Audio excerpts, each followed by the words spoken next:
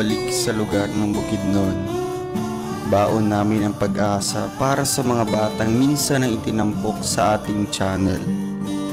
Ang magkapatid na inabandona ng magulang.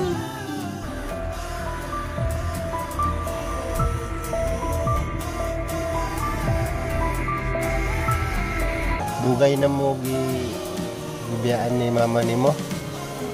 Mga pila na kabulan. Duha na kabulan.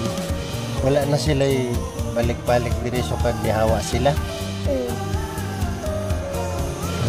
Papa ug mama nimo nagkuyog sila. Nagsama daw yung mama at saka papa nila. Asa sila ni adto? Ito sa balon sa nanatas.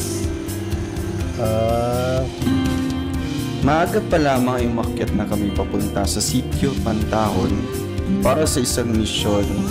Yun ay para matulungan muli ang mga katutubo na nakatira dito. Sinisiguro ko na mabili ko ang aking dapat dalhin bago umakyat at para maipangpasalubong tayo sa kanila.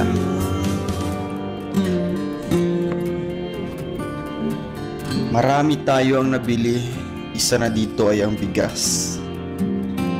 Isa sa dahilan kung bakit tayo bumalik dito noon sa ating unang upload, sila ay nabandona ng kanilang magulang at mahigit 2 buwan na hindi bumabalik.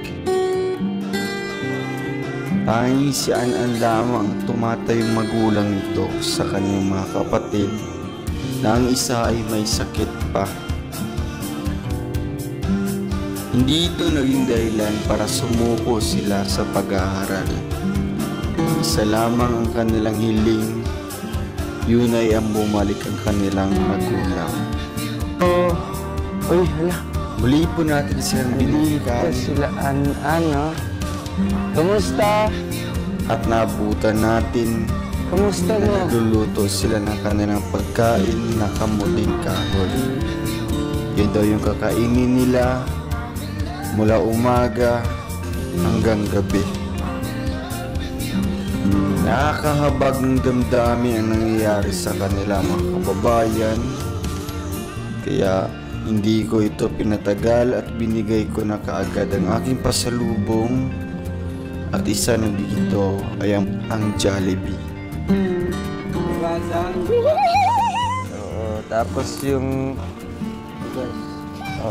yung sabi yung... Isang hapon.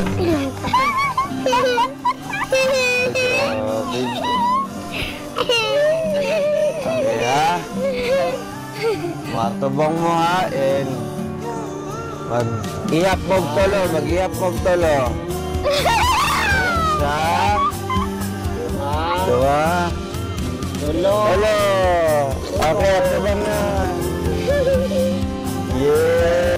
Sabi sa kanilang tuwa at kasiyahan sa aming muling pagbabalik. Kaya mga kababayan, panoorin natin ang vlog na ito. At tiyak, tutulong muli ang inyong mga lupa sa kalagayan ng magkakapatid. At huwag kalimutang mag-like and share.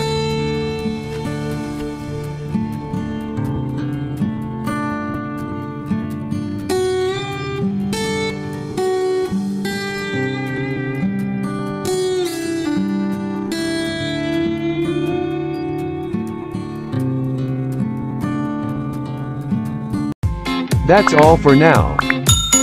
Until next time. Thanks for watching.